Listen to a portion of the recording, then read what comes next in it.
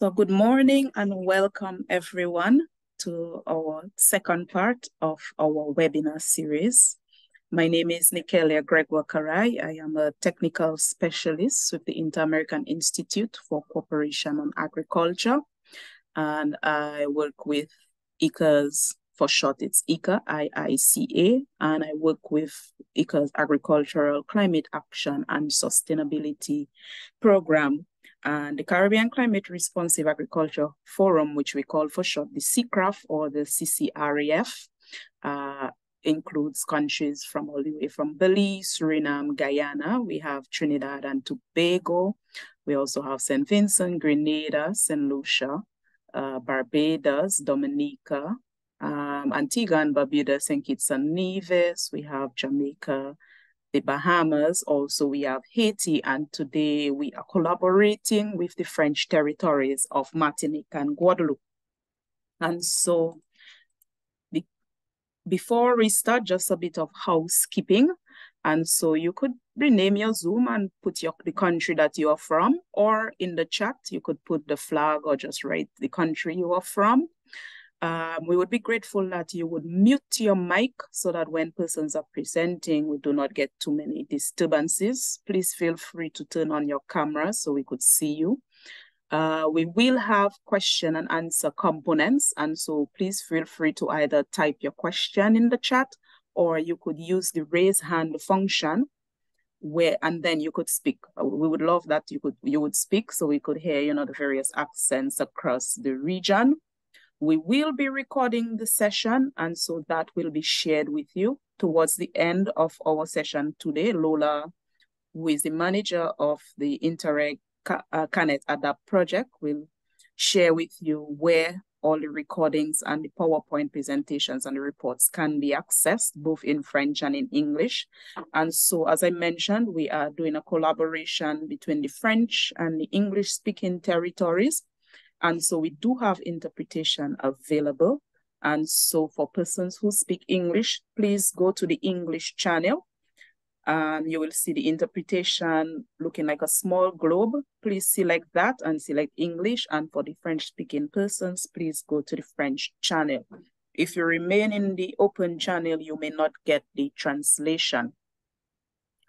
And so just to give a quick background on what this CCRAF is about, it is a knowledge to action network where we want to raise awareness and share knowledge as it relates to climate smart agricultural practices and options for the Caribbean region. As we now see, we are in the rainy season, and I know for the past day or two, we have received some heavy rains and flooding from the storm which passed, but typically, we would have received more rain during the rainy season, and the dry season seemed to have been a bit more wet. And so we are experiencing a lot of the impacts of climate change. But not only that, we want to raise awareness on, climate smart practices, but, those good agricultural practices. We also want to build a community of interested and engaged persons from around the region so that we are all on the same page as to, what our issues are and what direction we need to take collaboratively. And so that is where we come promoting enhanced coordination, how we can collaborate with each other rather than persons working individually. How can we come together and work together to build a climate resilient and sustainable agriculture in the region? But more so, we want to translate a lot of the technical and the knowledge that we share with you, particularly via these webinars, to practical action on the ground. And so these are some of the key objectives of the CCRAF. And so today we will be collaborating with Interreg CarNet'Adapt project. Our last webinar, we had presentations from Mr. Damian from Saint-Lucia, who presented on natural approaches to soil conservation. And we had Nelson from Dominica, who presented natural remedies and approaches to crop protection.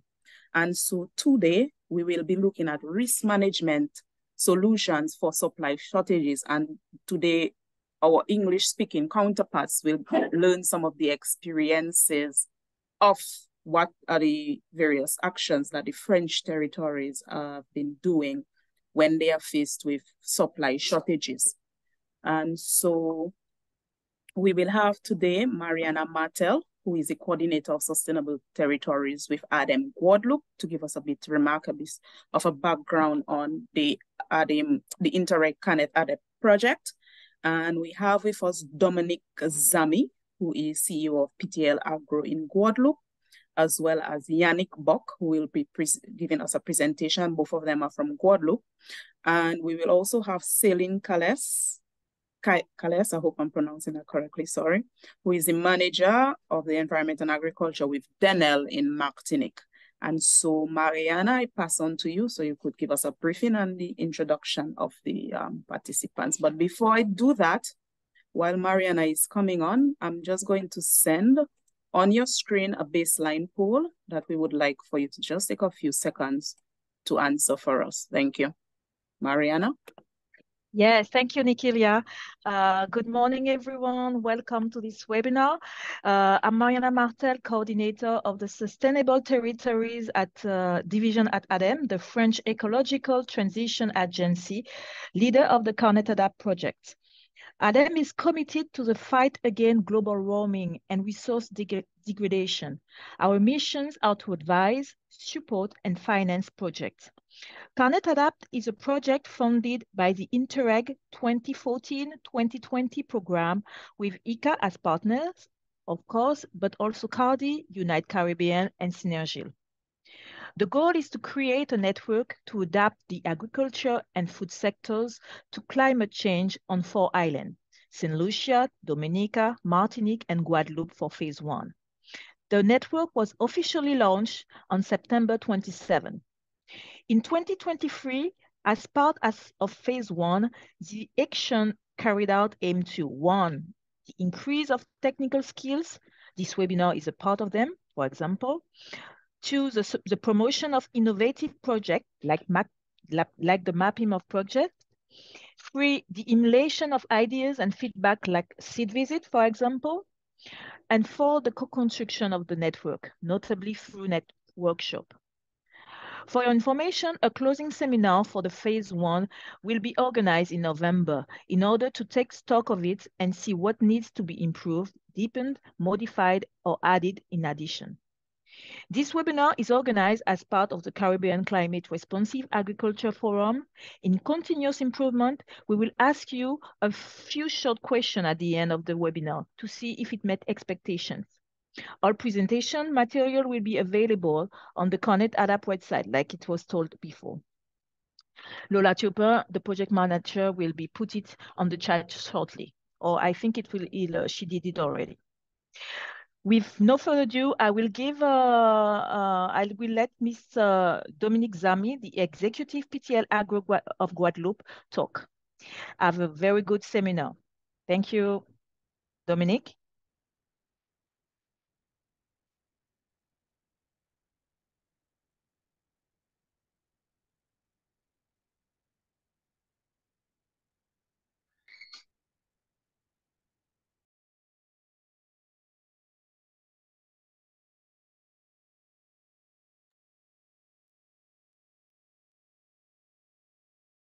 Ah, c'est mieux avec le son.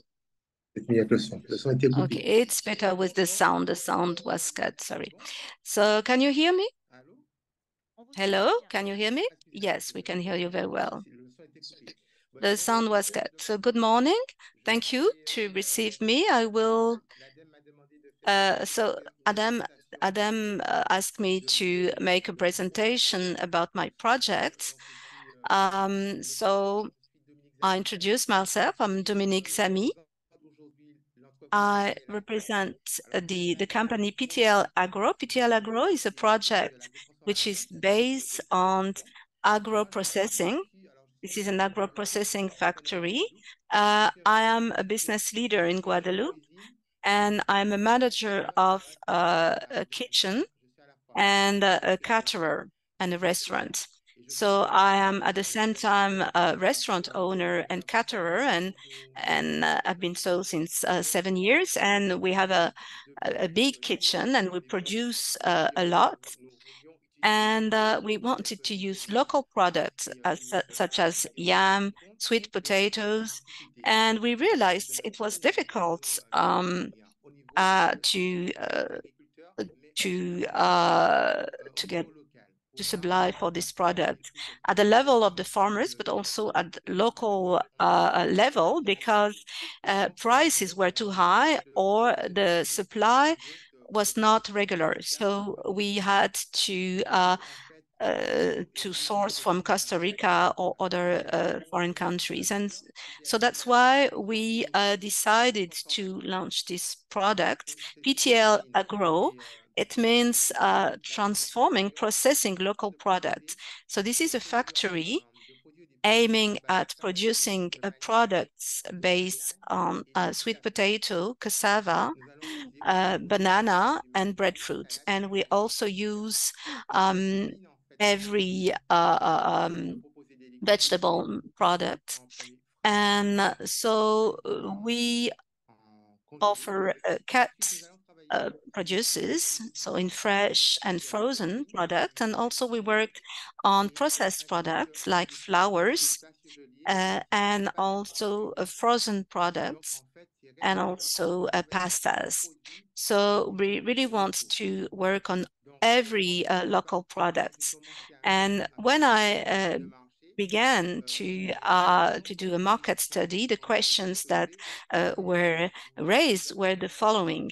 You have a project, but we know that you have problems to supply for your supply. So how do you think you could organize?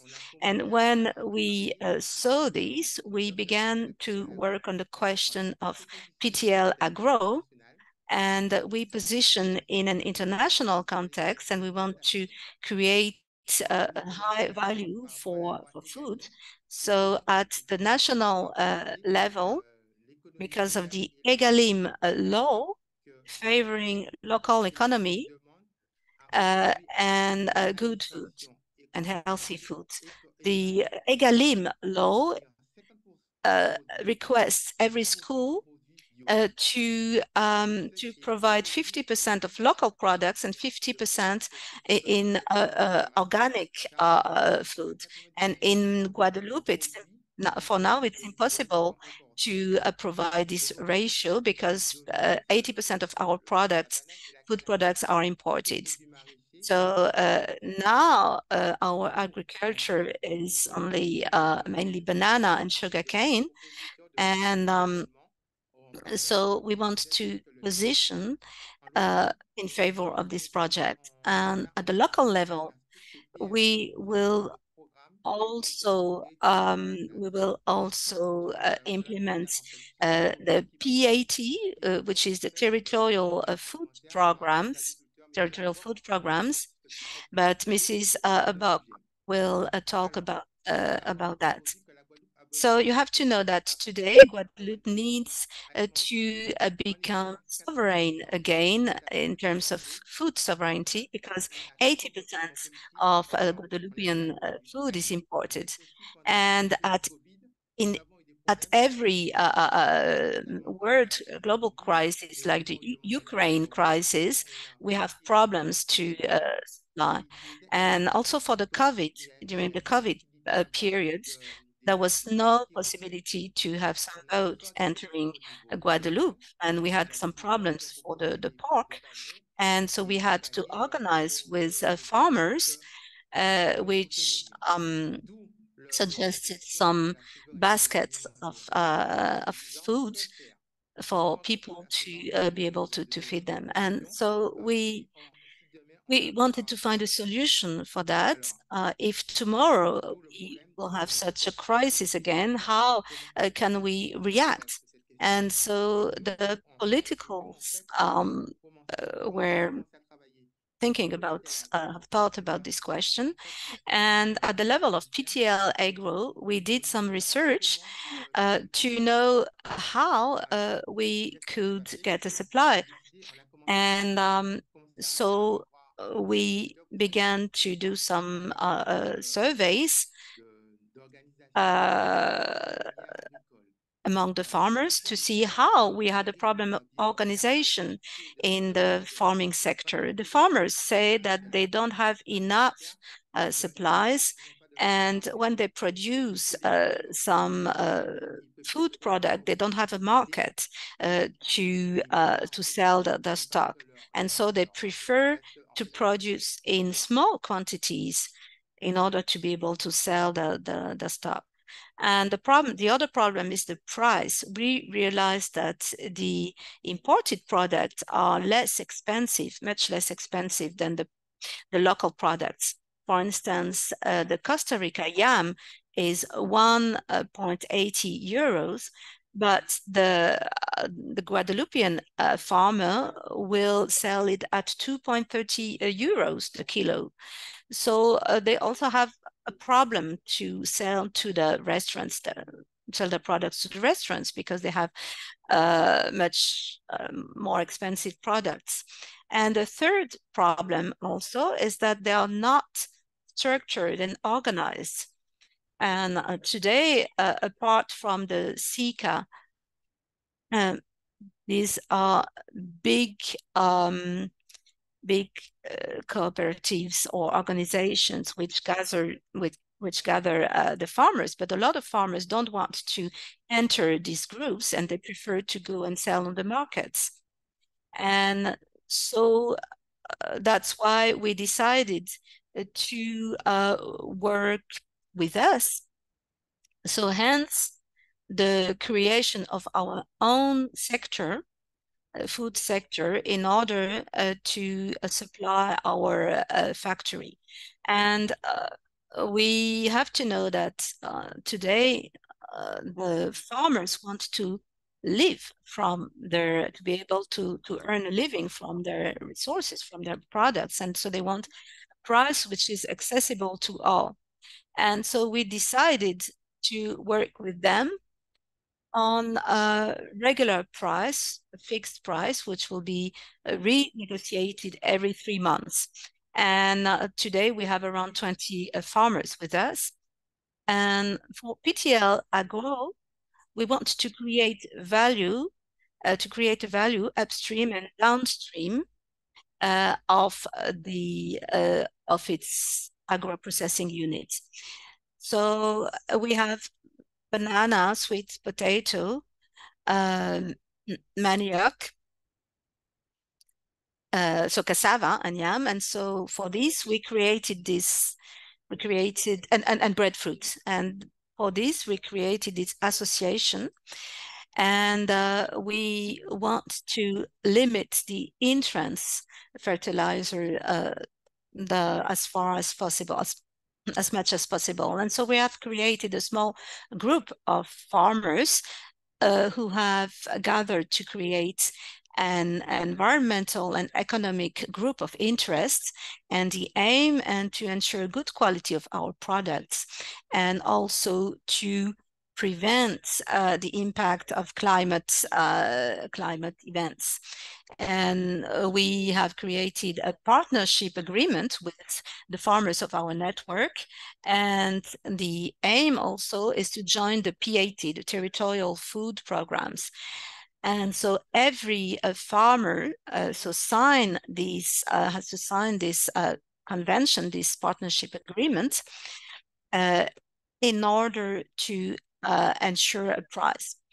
And we will set up a research and development center about the situation as far as raw materials are concerned. And a laboratory will be built on the site with a team of 2 researchers. And so we will work with, we will make some land products with chips, crepes, and other processed products. And we realized that the animal, the animal food is very expensive, and we want to supply an alternative with all sorts of peas which have disappeared in our lands. So now we have 98% of important raw products, And so now the key to the success is the question of supply. This is essential. We have to work with the farmers. So that's why we are supported by INRAE and IT too, in order to work with this question. And we also have a partnership with Meditech, which introduces the technology at the level of the farmer. So we help the farmers to work on the question of climate, of meteorology, the nature of soils, and how they can plant better also. This is the presentation of PTL Agro.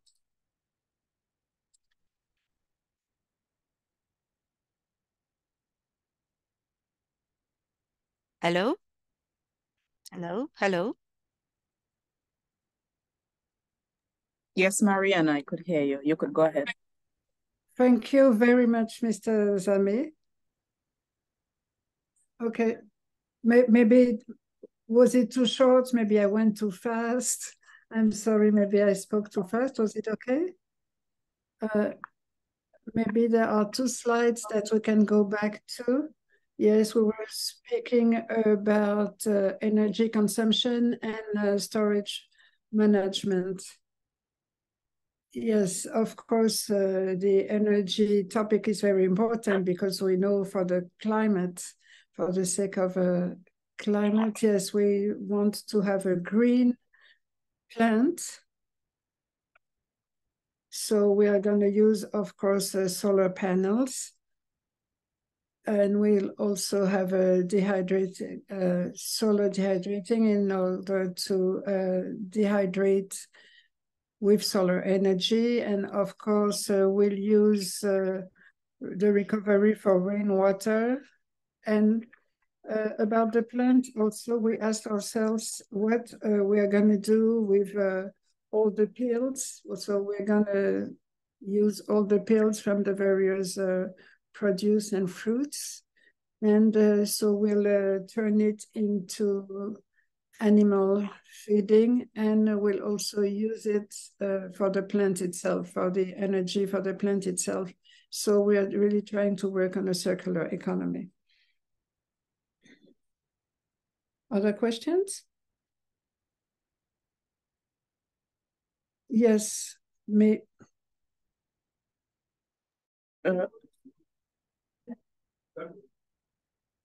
Chain.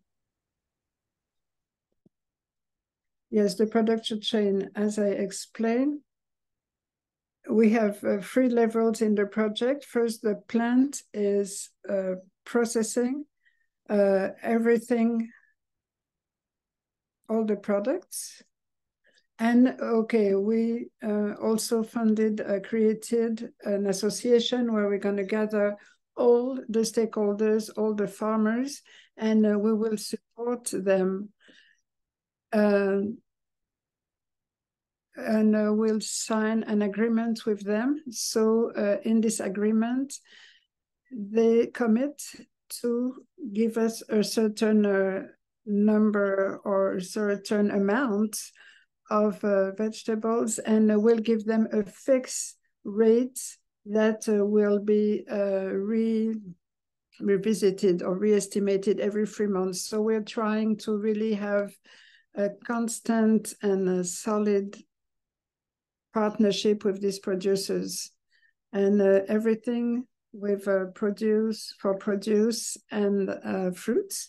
And this is why we created this association. And also we want to create a platform where all the farmers can come and deliver their products, the products for the plant, where we'll centralize everything from that platform.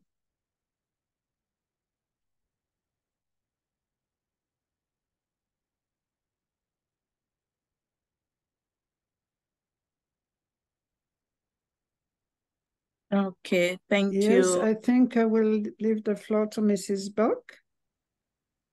Okay, thank you, Dominic. And so collaboratively with this presentation, we will have Ms. Yannick Buck, who will be also doing a presentation. after we will go into the question and answer components. So thank you. Ms. Buck, go ahead.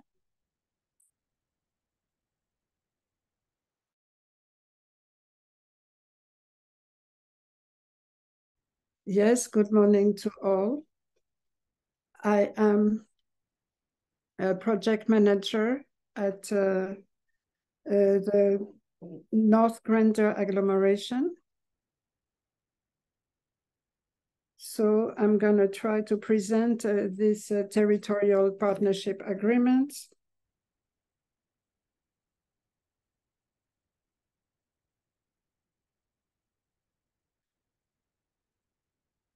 So this is in tune with what Mr. Zami just presented.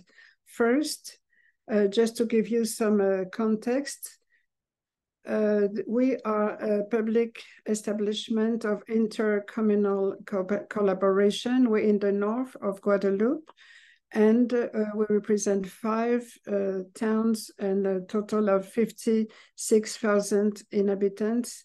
And we represent just a percentage of the total superficie of Guadeloupe. And we represent also 38% of the agricultural land that is used on the territory. So we are called really the agricultural land in Guadeloupe. We have a very strong agricultural positioning, and especially we do have an agroeconomic ambitions for we want to really develop agriculture and agro-processing. So in order to fulfill this ambition for Guadeloupe and the other 6 territories is really to fight the various diseases linked to a wrong alimentation, food like diabetes, overweight, and high blood pressure, all of this being linked to a wrong alimentation. So we are trying to really give an easier access to local products. So we have 18 products that will integrate this agro-processing plant through various stages like disinfection, cutting, whitening. So all of this will be brought not only to school canteens, but also to agro-processing farmers, and also the farmers that will use this tool or other public structures. So this decision to build this agro-processing plant is part of the territorial food program to really introduce a sustainable food chain. So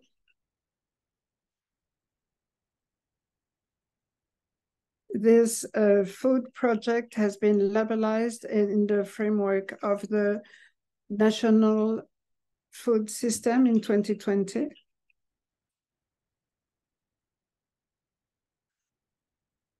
And it is based on an innovative tool and is trying to really act on each part of the food chain. So we're gonna have specific activities for the environment, like the management of waste, and the goal is to have a more coherence in the food strategy in our territory. Like all the territorial food programs, we have 3 steps: a shared diagnosis, then the construction of an action plan, and also putting into place some working groups and other structures.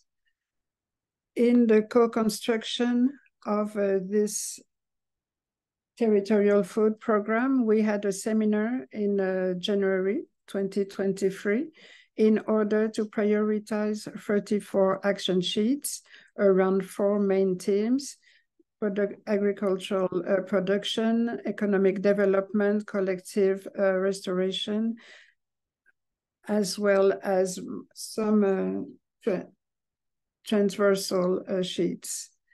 So we are now working on these 44 action sheets, and we are now trying to support them financially in order to deploy the action plan. Nevertheless, we have on the agricultural production level, among the 11 actions that were proposed within the program, we have 6 actions to consolidate this supply, this full supply that were initiated at the level of our territory. So we are trying to propose technical and economic support to the farmers who are trying to diversify their agricultural practices. We are also trying to attract diversification and also strengthen communication about supply and other activities. So how does it work? What are the concrete actions that were implemented in order to help this supply? First, we co-built this sheet that you can see here.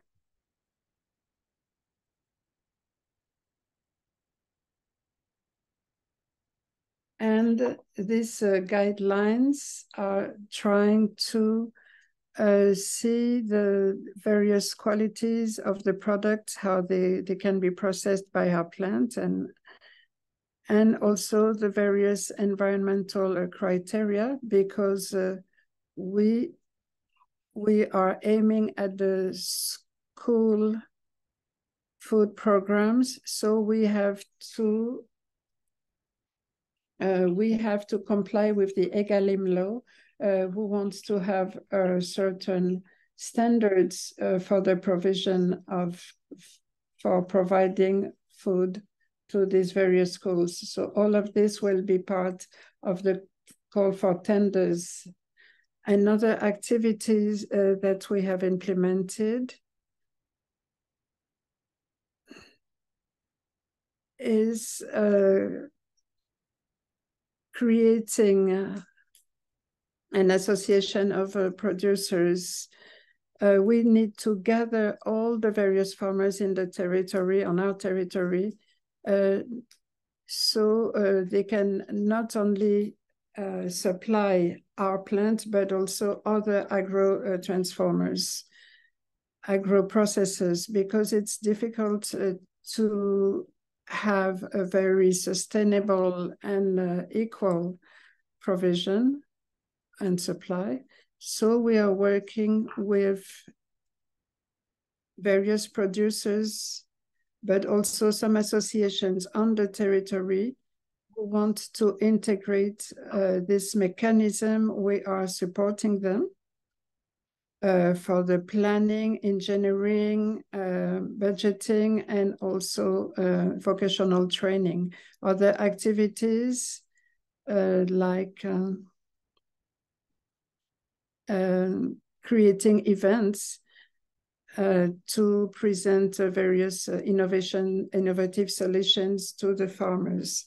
Then we had a second activity with the Chamber of Agriculture of Guadeloupe, who answered a call for tenders aiming at supporting the farmers of the territory in their change of practices towards agroecology. So 78 farms that you can see there were integrated to this mechanism, and the Chamber of Agriculture is in the process of monitoring the various cultures in order to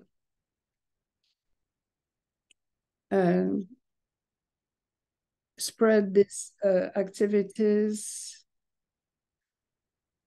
and have an answer also to the needs of the various actors who are part of this territorial food program.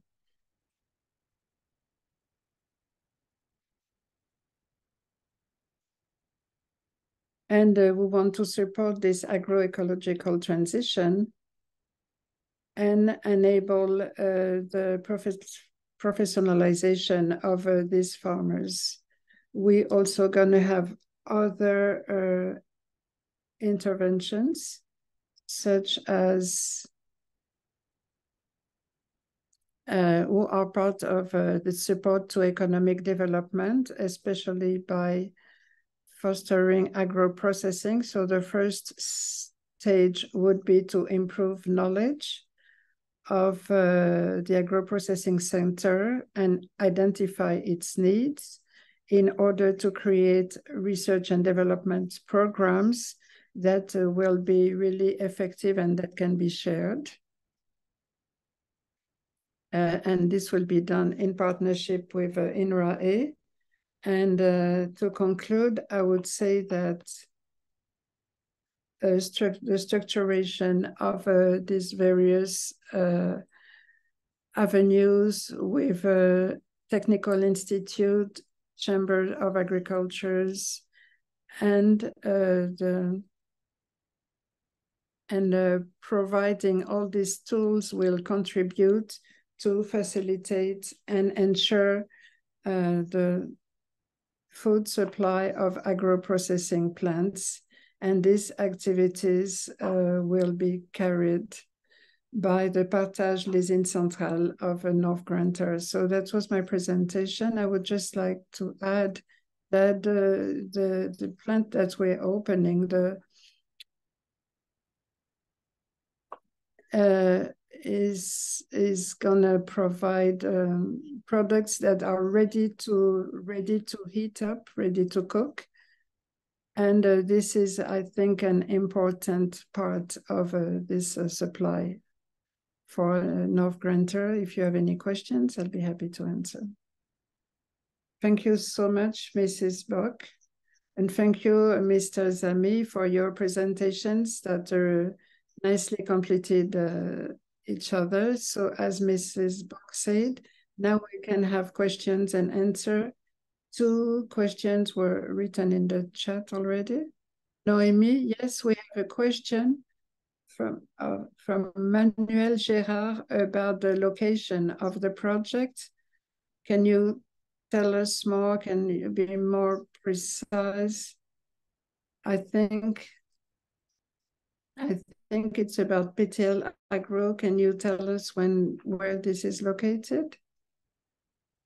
The PTL Agro project will be located in the town of Moule. Yes, we are in the town of Moule. I would like to add that we complement each other with Lysine Centrale that was just presented. We are part of their program, and we also work in collaboration with them, Lysine Centrale.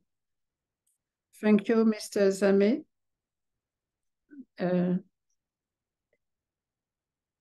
If you need more answers, Manuela, please put it in the chat. If you have a direct interaction, you can also raise your hand, and then we'll give you the mic. Céline?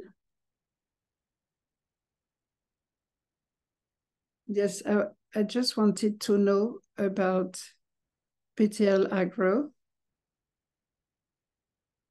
When is it going to start? We hope it will start in June 2024 because yes, at the national there was a call for projects, and we won this call for tenders. So we are now supported by the territory bank. So we have to follow up and open this plant in accordance with this. You think you will work only in Guadeloupe, or you want to expand to other territories? We'll start in Guadeloupe, and we hope to expand also towards Martinique and also mainland France. It's a plant of 1,200 square meters, and so we'll. And then the phase to collaborate with the lesser Antilles, that could come later. What it will depend on the expectations. Fresh and cut vegetables, we can collaborate quite rapidly, because this is a phase that we already master. Now about the frozen products, it will take longer, but I think yes, we will be working with Martinique.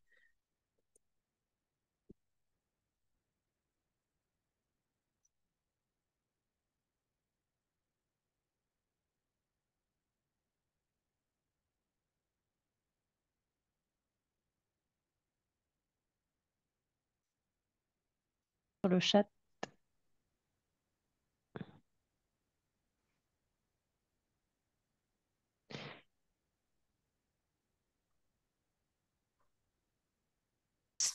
You can raise your hand also directly, or if you want to, or you can write in the chat, write your questions in the chat. Shall we go on to the next presentation?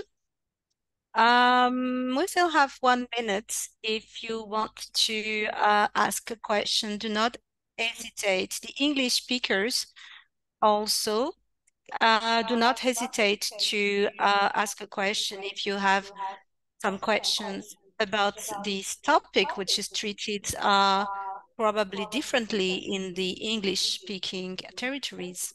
So if you have any questions, do not hesitate.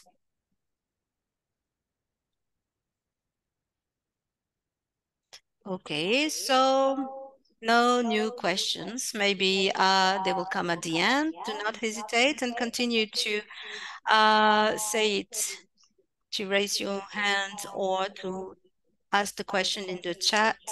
We will be able to answer later. So I suggest to go to Mrs. Carl's presentation. So that's good, Mrs. Carls, that you were the last to ask questions. So Céline Carls works at the Denel company in Martinique, and she will talk about her activities linked to our theme, so the question of food supply. So good morning. Can everybody hear me? Okay. So I will first introduce you to this company. So I am environment head at the Denel factory. So what is Denel? Denel is a processing factory. Is a factory processing fruits and jams, which was created in 1908. So first for ananas preserves, and then it was pineapple canning factory, and this company has 50 employees, and this is situated in the town of Cromont, and this site is a site which is classified for the protection of environments, and it follows an HACCP approach, and he's certified ISO 50001, and the company has two main activities. The first one is a processing activity, so processing of fruits into pulp, and another processing activities for the manufacturing of juice and jams based from tropical fruits, so local or imported fruit, from local fruits or pulp of fruits. It is imported at the international level, and since this company is situated on more than 60 hectares, it has a secondary activity represented by the Domagro farming company, and this is a company doing fruit cultivation for organic fruits and HVE, which is a high environmental value. So you can see here the different buildings, the production building and laboratory, where we do research and development for our juices, jams, and other products, and some sauces. Also, we have a cold room building for the conservation of our pulps, our fruits, etc. And we also have a warehouse for finished products and a customer reception desk in order to deliver our product at the local level or at the international level. And we also have some production greenhouses and a wastewater treatment plant to treat our wastewaters from the factory, and we also have a composting station. And on the bank all around these buildings, you have some farms, agricultural farms. So we can see the contour, the borders of the farms, which are in purple colored. And concerning the storage, we have this cold room for the storage of raw materials, and also packing and sugar, the aromas, and we also store the pulp of fruits and the fruits arriving for our production. And we also have another warehouse at ambient temperature with an isolation on the roof for the packaging and finished products, juices, jams, and aseptic pulps, waiting for departure for being shipped to the local or exporting market, and for the wastes also. So Denel has an environmental approach, because we have a direct impact on the environment. So what is Denel's impact? Denel produces 2,800 tons of CO2 per year. So this is distributed between the use of fuel, of gas oil, and of electricity, but also the water. We have to know that the CO2 annual emission of Denel corresponds to 150 flights, air flights from Port-de-France to Paris. And so the electricity of Martinique is very polluting. The water, Denel uses more than 200 cubic meters of water per day. So of course it generates a lot of waste of water waste. And it generates 1,200 tons of waste per year. And so this is 24,000 kilos of waste per year. So we have a system of waste management, compactors, plastic presses, and we also have other wastes that we generate, and this waste go to the composting area. So the dependency on imports of pulps. So as Mr. Zami was saying, we depend a lot on imported raw materials concerning our production. So transformation of juice and jams. Only 25% of the pulps come from partnership with 42 local farmers, which are part of groups of farmers, so GIE or associations with which we have some partnerships. And so we process our local fruit with 42 farmers. So this is 90% of our fruits, and 10% of our fruit come from our cultural farm around the factory. And unfortunately, we depend on 75% of imported pulps, with all of the problems of supply that we have. At the moment, we have a crisis for import of orange. This is a global crisis for orange and maracuja, the passion fruits. So we try from our farm, and in partnership with professionals, we try to import this local supply to improve this local supply, to increase this supply. And we also have new projects in order to diversify our range of products.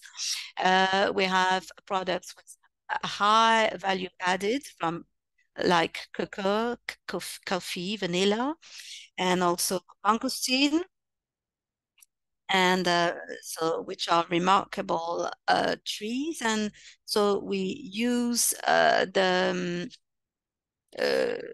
we use the financing of ERDF and EAFRD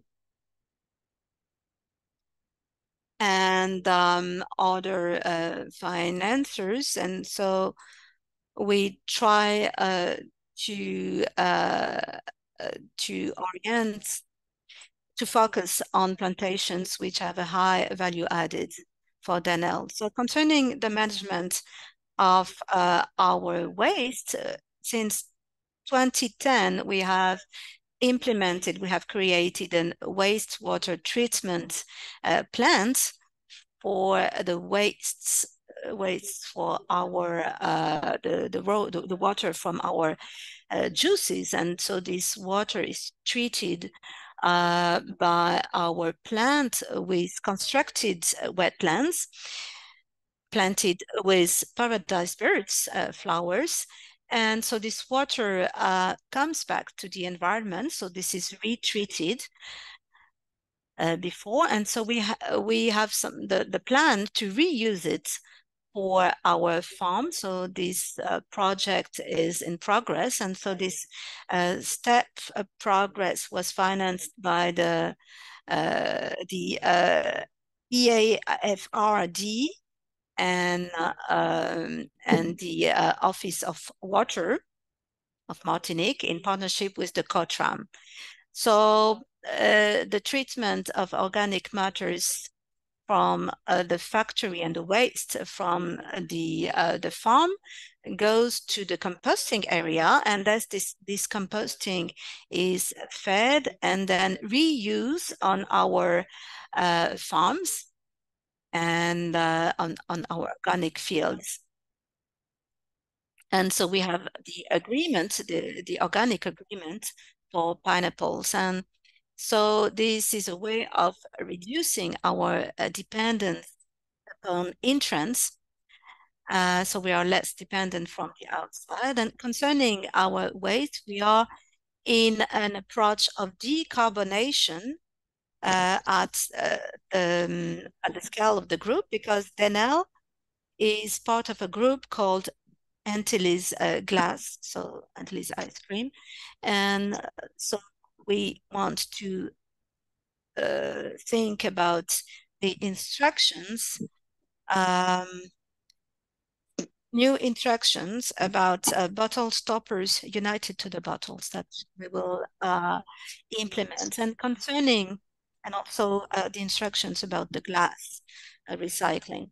So concerning the management of utilities, since 2020, we have implemented a very performant high-capacity boiler, so a high-yield boiler and recovery from the heat from the chimney. So on the roof of our cold room, we have installed some photovoltaic, so solar panels, enabling Denel to have a 15% autonomy, and this autonomy will increase to 45% through the installing of solar panels on our warehouse. So we have a partnership with Albioma and CTM in order to finance this new project, which will enable to have a 45% autonomy for the electricity. This year, we have isolated the roof of our warehouse. This was financed by the CEE, and we have another project in order to be less dependent on the fuel. And this is the installation of a solar thermal farm. It will enable us to have a 45% autonomy and to be less dependent on fuel oil. And concerning the water, we have a project of water catchment from a source, a spring, which is above the Denel farm. So it will come either from the spring or from the groundwater, and this water will be recovered to be used in the factory for the washing, or in order to recover it for the wastewater treatment plant for an agricultural use. And as Mr. Zami said, we depend a lot from imports for our raw materials, or also concerning the energy. And so we will try to have a new approach to be less dependent in terms of raw materials, for energy in terms of raw materials. So if you have any question, I am at your disposal. So, okay, thank you very much for this presentation. And so it was very clear for me. And so do not hesitate to ask me the questions either in the chat or by raising your hand. So we are still searching for partnerships with farmers or neighboring countries for the import of raw materials. Yes. So we have a raised hand from Mrs. Nurse. You can open your mic and you can ask your question if you like. Okay, so we cannot hear you.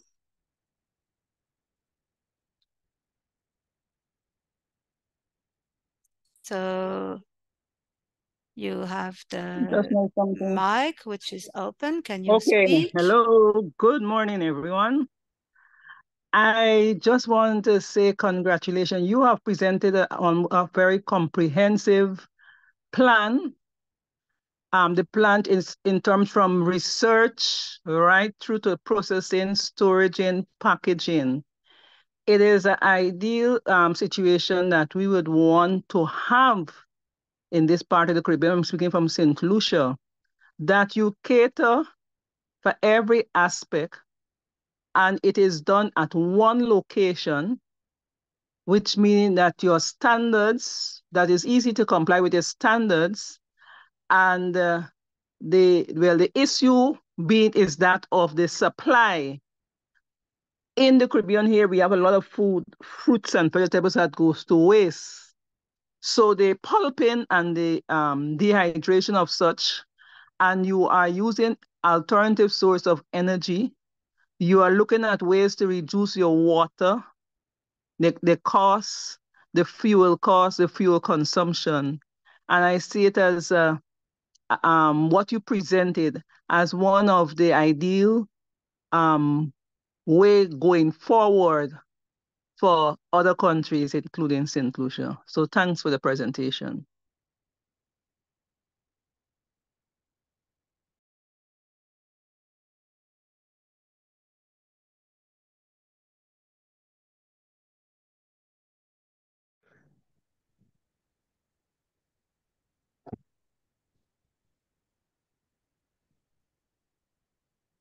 Oui, ben, en fait, c'est vrai que... Thank you for your comment. Would you like to comment, Mrs. Carl? Yes, we try to be to have as much autonomy as possible. We depend from some financing, so ERDF, European funds, and you have to know that the factory has a deficit because of this. The chance we have is that we belong to a group, because this is not viable, and the energy consumption, even if we have some progress, we have a lot of costs from it.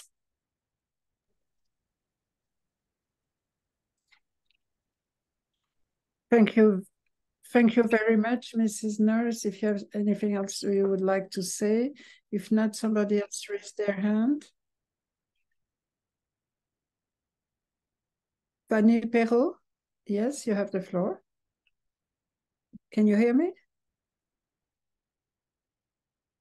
Yes, we can. So my name is Fanny Perrault. I'm working in hydrology in Martinique. Thank you so much for this commitment towards agroecology. I had a question. You said 75% of pulp is imported. Why is it? Because is it for economic reasons, or because you don't have enough local production? Yes, we have numerous reasons. Yes, we don't have enough supply locally, and in our juices and our jams, we don't only use local fruits. We have orange, for example. It's true that it could be supplied locally, but the quantities that are offered by the local farmers are not enough for the number of tons we need for our pulps.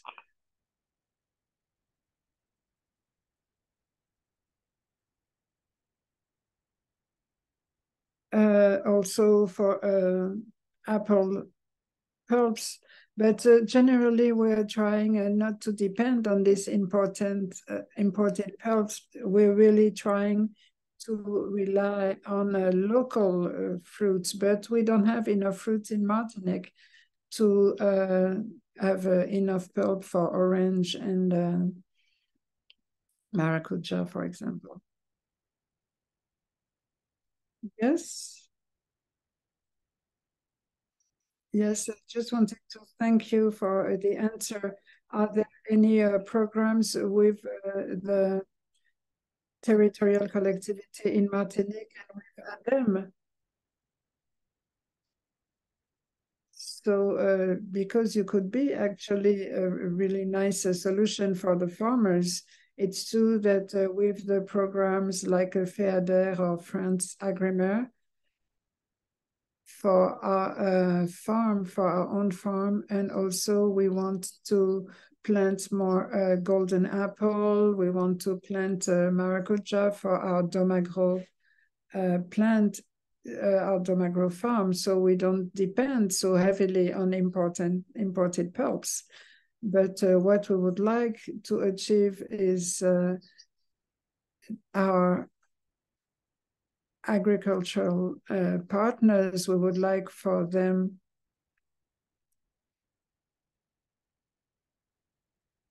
to expand also.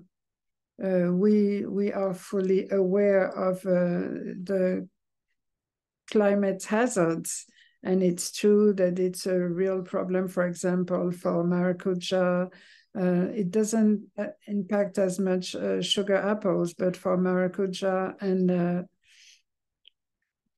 citruses, it's a problem in Martinique for the provision of these cultures. And about storage, do we have productions that have better storage capacity? And how do you store these fruits or these products? Well, we first turn them into pulps, and then we freeze the pulp. And we deep freeze them, and then we use them. Once it's in the pulp form, we have no problem for conservation and storage. Once in its pulp and deep freeze, then we don't have a problem. We have a very large cold room that was planned to enable us to increase our storage. Nikelia, if you have, yes, you raised your hand, Nikelia. Thanks for your presentation, both Dominica and Ms. Bock and Celine. Question for Celine. I know you indicated that you import some of the fruits. What do you all import any fruits from the English-speaking countries, or have had any experiences trying to access produce from the English-speaking countries?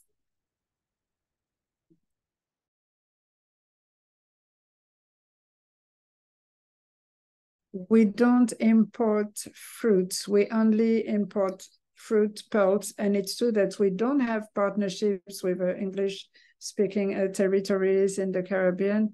We have no partnership whatsoever with them, and of course, we would love to. Of course, the main problem will be transportation.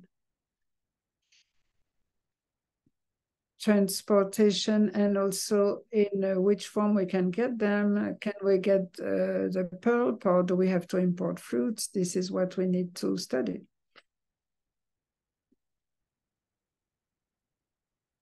Thank you. Nikelia, would you like to ask something else? No. Dominic could go ahead. I see Dominic has his hands up. Go ahead, Dominic. Yes, I wanted to highlight two things. There is an initiative in Saint-Lucia, Barren Food. I think it's a very interesting initiative because they were able to transform bananas in banana ketchup, which is really a great idea. And also about the question of transport, we tried working with Saint-Lucia, but as Celine said, the problem of transportation and cost of transportation doesn't allow us or enable us to work with English-speaking countries. Thank you for your answer, Dominique. If I may, Naomi, so with the questions, I know we do have persons from across the region, and so persons, we do have a lot of small agro processors in a lot of the countries. So if also feel free to share your experiences. What are some of the strategies that you have been implementing when you have various supply shortages or to avoid the impacts of supply shortages on your businesses. I know we do have a bit of the ministries of agriculture. We do have some farmers. Also, we do have various other organizations who have joined us today. So you could also share what are some of your experiences on how you manage supply shortages. During that time, I'm going to send a feedback poll on your screen, and if you could just take a few minutes to answer that. Thanks.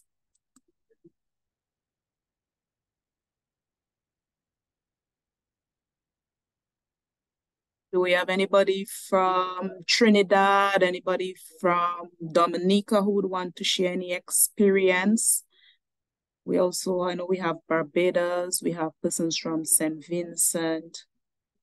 Any experiences there you would like to share?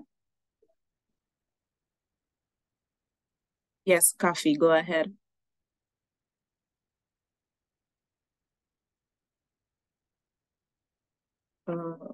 Yes. Yes, good morning to all, and thanks for these very rich presentations, very enriching. I'm the coordinator at the region. I'm a coordinator of a project at the Regional Council. My first question will be for Mrs. Carl. Mrs. Carl, this week, again, the government wished to postpone all the various measures for the improvement of a carbon footprints because the time frame was too short and it was very expensive. I don't know, did you already think, do you have a timetable for all the changes that you want to implement for these new practices? Because it's very costly for the various companies that want to implement them. Do you know how long it would take you? And you were speaking about financial difficulties. Do you have the means to really start this ecological transition? Because you already have financial constraints, so to speak, or problems. We spoke a lot about supply, and it's true that it's a recurring subject that comes back a lot. We speak about territorial food programs or collective restoration. Did you already speak with the farmers? Did you see the news in the Caribbean? In Guadeloupe and Martinique, we were impacted by a new storm with a lot of water. So of course we are exposed. We are impacted by all these climatic events, and each time we lose a lot of agricultural production. So were you able, we speak about virtuous agriculture, but often we are on a very small scale farming and not mass farming. So were you able to find supply solutions? Yes.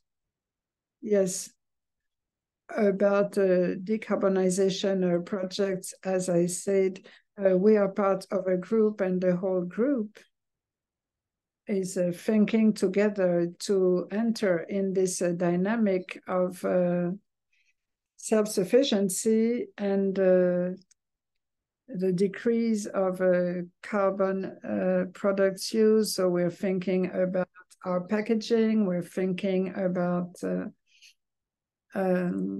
using glass, and we are helped in this transition.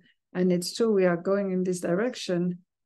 And I think by the end of the year, right now, we are doing an assessment for 2022 of our carbon impact imprint. So at the end of 2023, we'll know what is our carbon footprint, and we'll try to decrease it as much as possible with new projects that will be shared by the whole group. about the management of about the supply. Of course,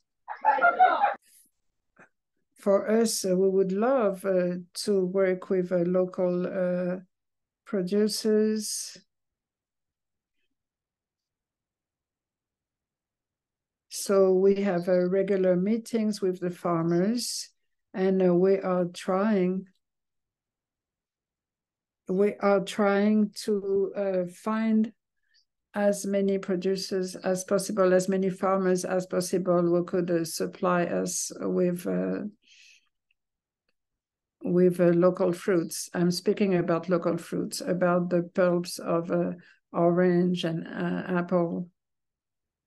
We are in the research and development where we are trying to identify products where we won't need to use this orange and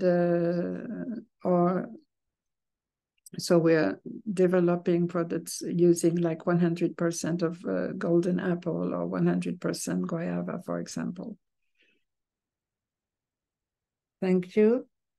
Mrs. Bock, you raised your hand. Yes, can you hear me now? It is just to add some information to what Céline Carlas just said about the contracts you have with the farmers. Do they have an obligation to supply all their productions to you? What kind of contracts are you drafting with these farmers? We have various contracts and agreements. We are part of a producers association. So we have help for production, and so we can have interesting pricing with them. We don't ask them to supply us with 100% of their fruits, because we know that for the fresh market they make more money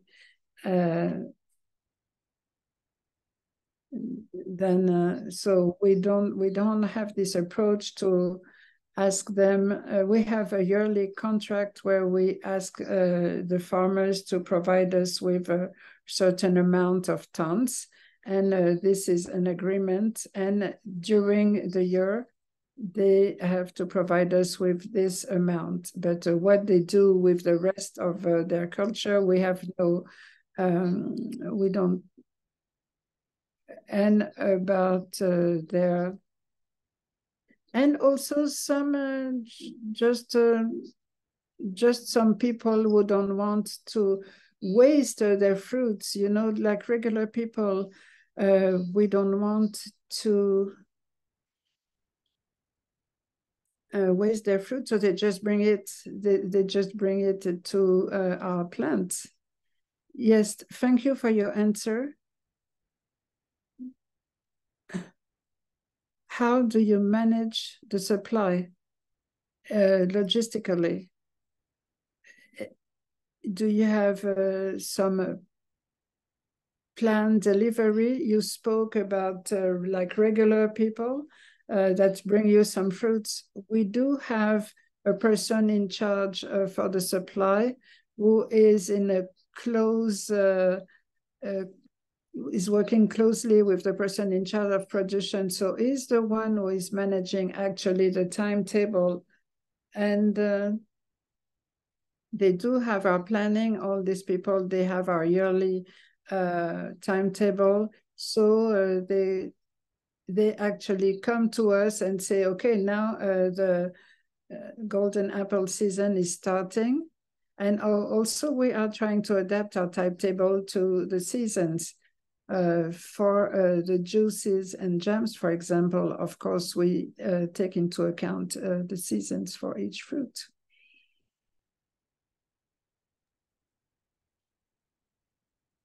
Dominique? Yes, Celine, please tell me.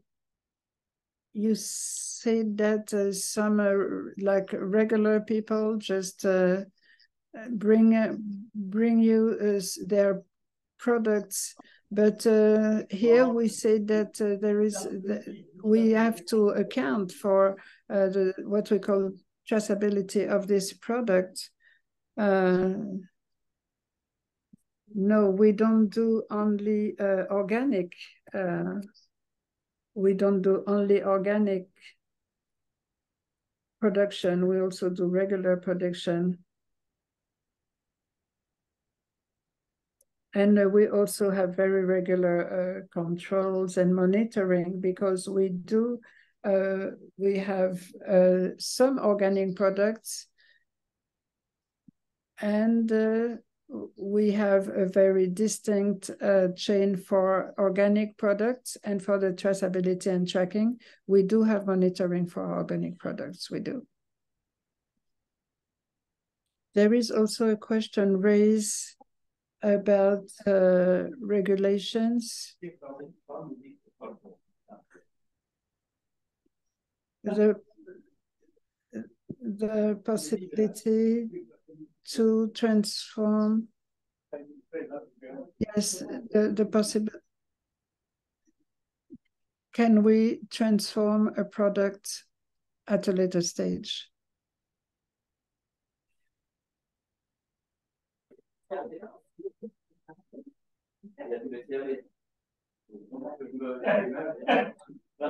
No, we don't. Okay.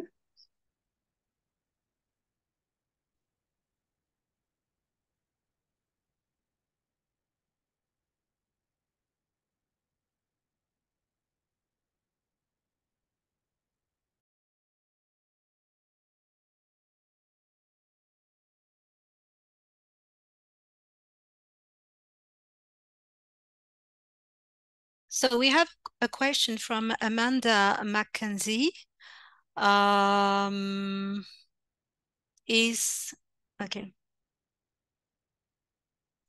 Can you hear me? Can you hear me? I am connected. So, mais je peux la... Ouais. I can translate it. So, okay, you want me Céline... to go ahead, Lola, or? Okay, so we have a question from Amanda, and so she wants to know, is demand data incorporated in any of the business model to help the farmers plan production and to help with the transition to demand-based production? And second part of the question, if yes, what are some of the strategies used to ensure the availability of this data?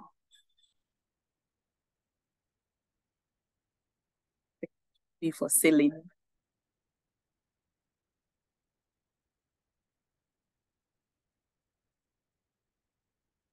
No, there's no real model of data. It happens that sometimes we don't have the tonnage as requested to the farmers for climatic reasons. We are not protected from a lack of tonnage. So we don't have any specific business model. Okay. And we also have another question, because you indicated that you take in walk-in suppliers. How are you able to verify that these walk-in suppliers are authentic, especially now with the rise in predial larceny or theft of persons' produce?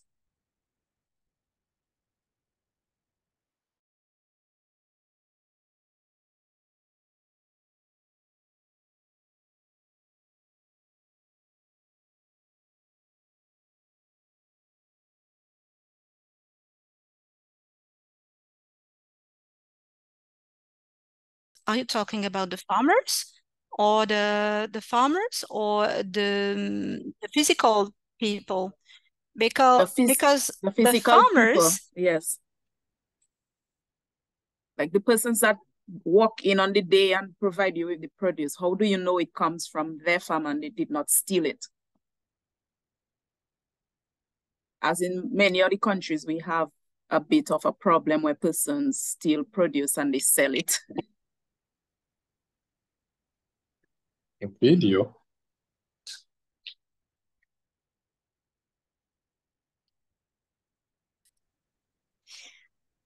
So we are not a control organism. So if a physical person tells us, I have 200 tons of product, can you take it? And if it enters into our planning, we won't search how these so from where these products come. The control that we apply are only on the quality of fruit, so that this fruit can comply to our standards. We don't have any control about the origin of the fruit. This is not our role, our job. We don't do any control about the origin of the fruit.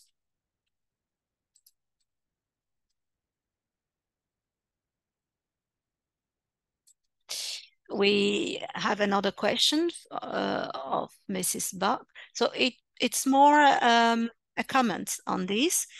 In the food territorial project, this question was identified, this problem was identified, and there is an action, and the response would be the setting up of a platform of linking digital and logistical stakeholders.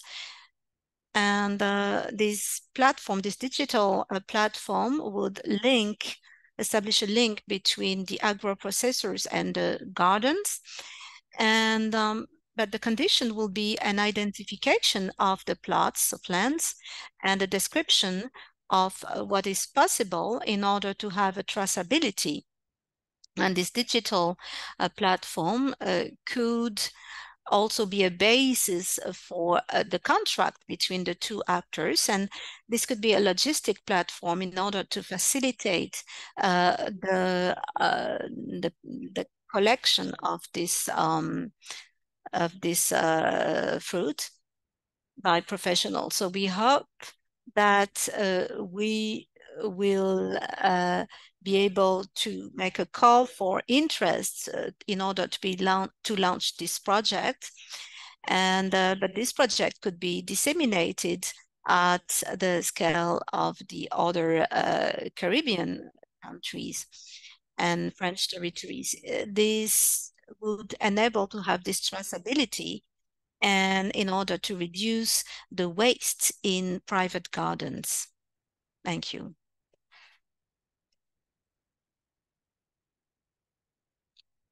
Yes, we are interested in this because the more platform of this style there will be, it will be important for us in terms of a private company.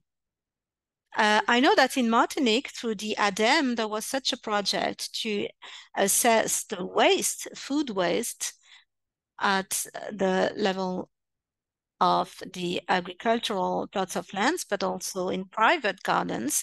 It was the project anti-gaspi, so anti-waste. I don't have any follow-up about this project. But it will be nice that after the project, having implemented this project, we could assess the tonnage that could be saved, and we could have this project of such a platform in Guadeloupe, Martinique. Thank you. Are there any other questions? Seen any other questions at the moment? I have a question. Okay. I have a question. Celine, in the local fruits, what are the fruit which are the most adequate to do some pulp and to be preserved? Are there fruits which have more qualities? than others? Yes, golden apple is a very stable product. For instance, guava too is very stable because this can be frozen. Once it's frozen, it's very stable. What we assess, it's more the yield that we can have, because tropical fruits are good at stabilizing. Of course, we process guava, golden apple, maracuja, mami apple, the tropical cherries.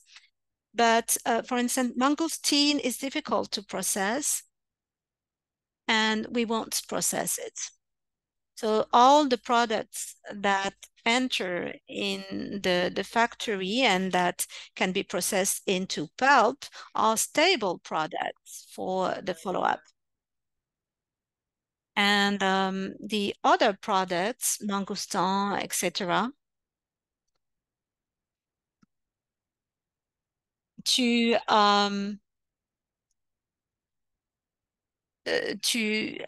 do the processing with either we process this with another company, which is called Gourmandil, or we manufacture it as fresh products. Tropical fruits are quite stable in conservation. The problem is the yield. In maracuja, the yield is only 35%. Thank you very much for this answer. Thank you for this very clear response. So, do you have any other questions in the chat? We don't have any other questions yet. In terms of if poll, we do have a little error. So the question is supposed to read, do you agree that your knowledge on risk management solutions for supply shortages have increased? So we are missing do you feel that it has increased? Thanks. At the moment, we do not have any other questions, but there is Sensio would like to visit the Denel factory, and so how would they be able to arrange to visit the Denel factory?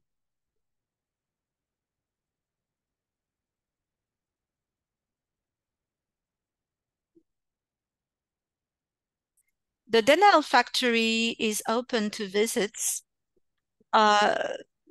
professional or public visits. So because Denel also does agrotourism.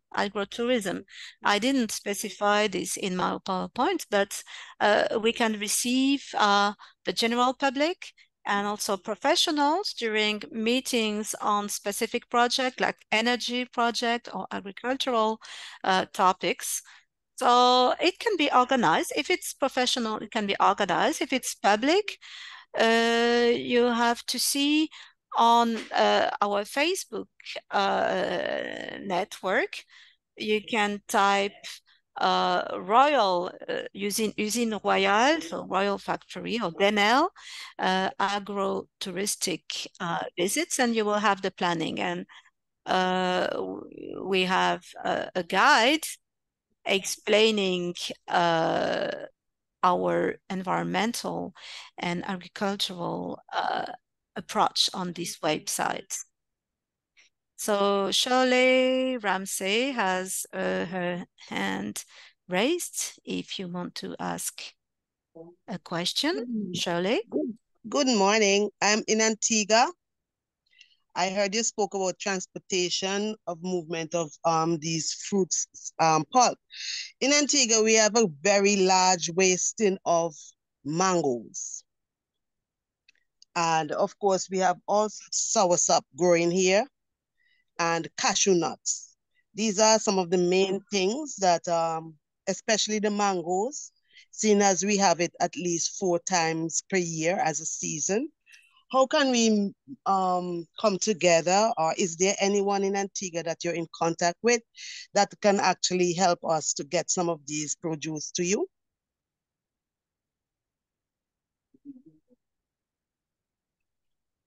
Thank you. Yes, through the CarNet'Adapt network, I can imagine we can we can share our addresses. And yes, we should study the cost of transformation of processing into pulp in Antigua and the cost of transportation. So to see if it can be profitable for us and for you. We also have a question. Do you guys process papaya, coconut, passion fruit? Papaya, yes. Coconut, we are doing reforestation of coconut at the moment. We just formed a cooperative, and of course, we're doing coconuts. We're doing papayas as well. Passion fruit. Once we put our farmers together, I believe that can happen, because most times we have lots of passion fruits. Because of the problem of the weather, the dryness in Antigua, lack of supply of water, that is our main problem, which I think the government or the Ministry of Agriculture, the persons that are in that area, can sort out for us. But it would be of a great improvement if we could get some of our stuff to be out of Antigua. Okay, thanks, Shirley. For you, Celine, yeah, so Quincy, thanks for your question, but for Celine as well, do you all process papaya and coconut? Yes, they process passion fruit. Quincy, you would have heard the name maracuja. So maracuja is the passion fruit in English. But do you do anything processing of papaya and coconut, Celine?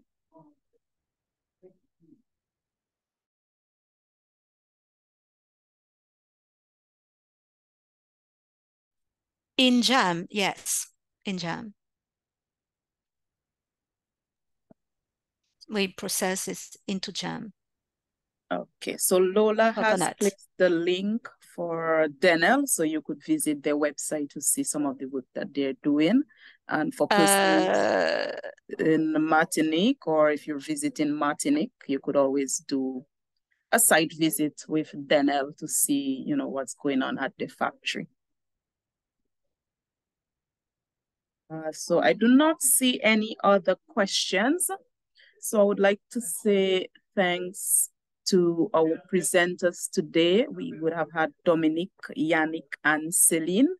And so we thank you so much for the information that you have shared, and quite a bit of our presenters have indicated that the quite good information was shared with them. And so Lola, I would pass on to you for a quick closing, as this is the final session in the collaboration between the French and the English territories.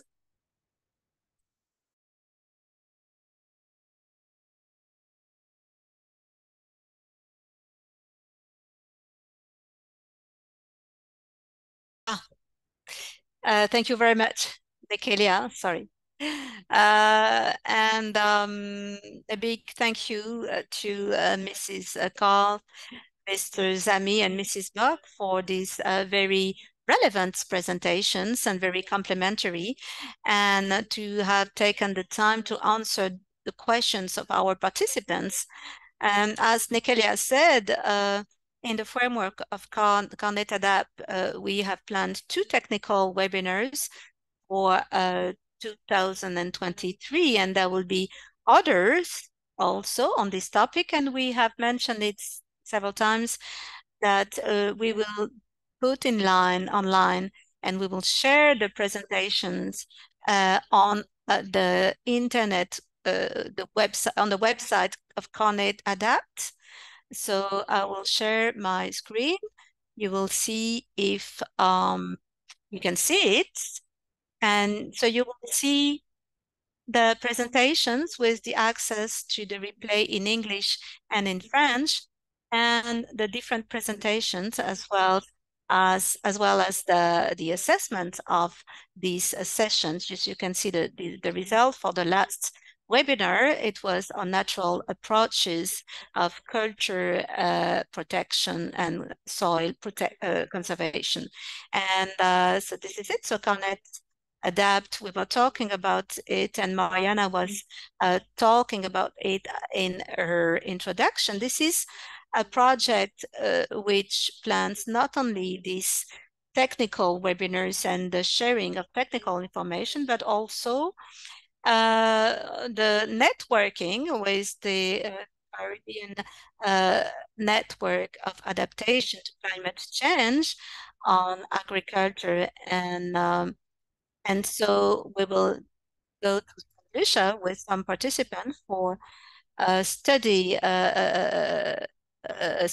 trip, and we have a seminar which is planned for the 22nd and 23rd of November 2023, where we'll be able to talk about a technical subject and also subject about common organization and common reflection of the different territories. So I thank you all to have participated to these webinars and to have asked so interesting questions. So I'll see you soon. And thank you very much, Nikelia, for this fructuous collaboration and for the website and for everything that you did with us.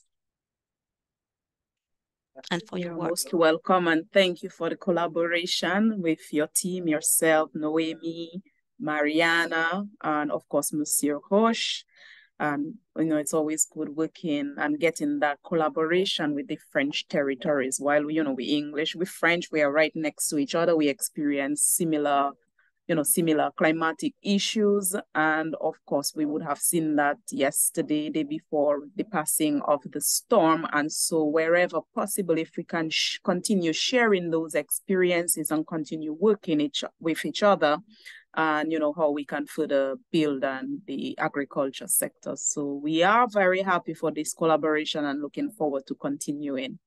And so thank you on behalf of ICA, the Eastern Caribbean States Office, Mr. Greg Rawlins, who is the representative there, and of course our Agricultural Climate Action and Sustainability Program. We thank you all for joining us, and we do look forward to seeing you all in future events. Thank you very much, and pleasant afternoon and end of the week to everyone.